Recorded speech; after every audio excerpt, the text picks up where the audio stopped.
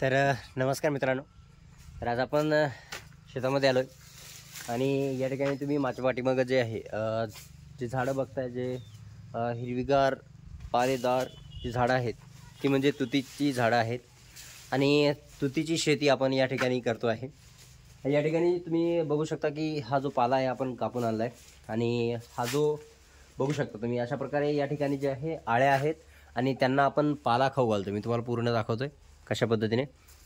तर हे आमचे बंधू आहे.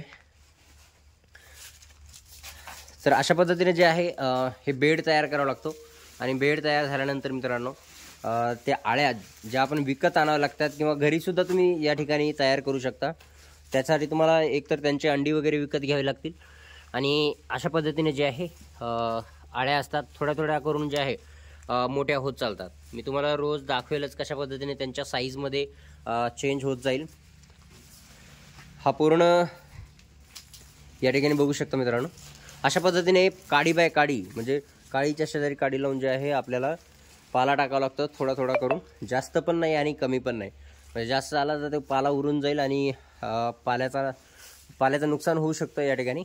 तर त्यासाठी आपण जे आहे पाला हिशोबातच टाकावा.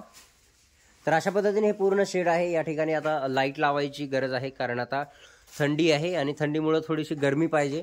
जर गरमी असेल तर आळ्या पाला चांगला खाऊ शकतात. तर त्यासाठी आपण लाईट वगैरे लावणार आहे.